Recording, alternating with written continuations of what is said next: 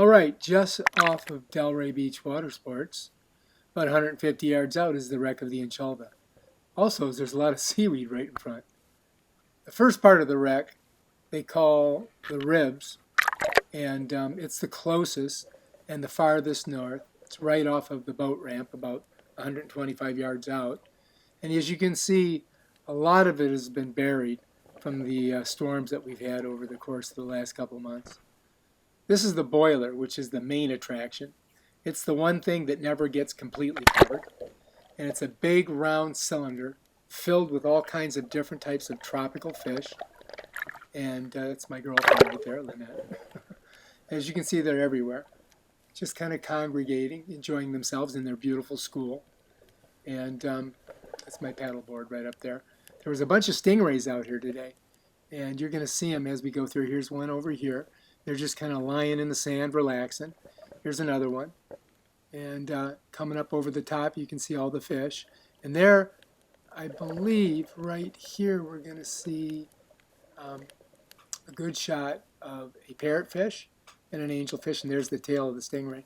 And there's a lamprey on that stingray right there. See him? And then there's his buddy right there. There's the tail of his buddy. And back again up over the top of it. Oh, here's a good shot. Face on. That's what he looks like. He's just chilling. And this is the farthest south piece. And it's also buried. There's two big chunks of it. The middle is all buried up.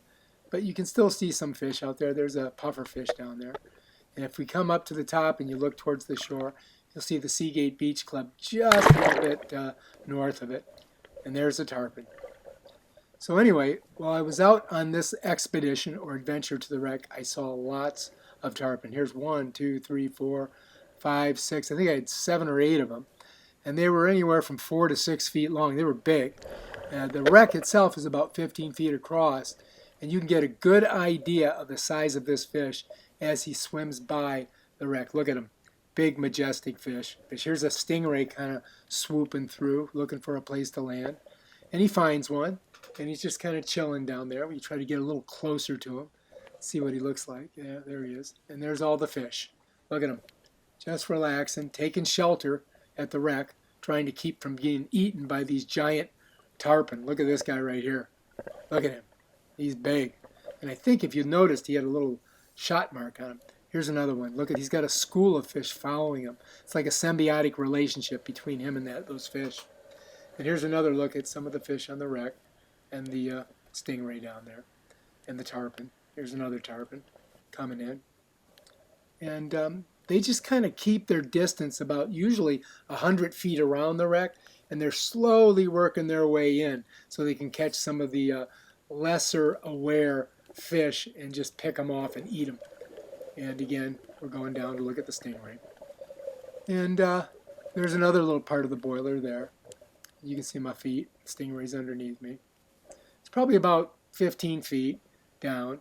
And this fella, he kind of was, just, I don't know what he was doing. He was trying to get somewhere, and he was having a hard time.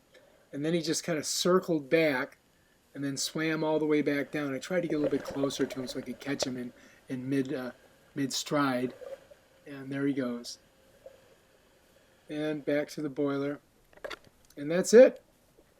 Hope you enjoyed this video. If you did, subscribe.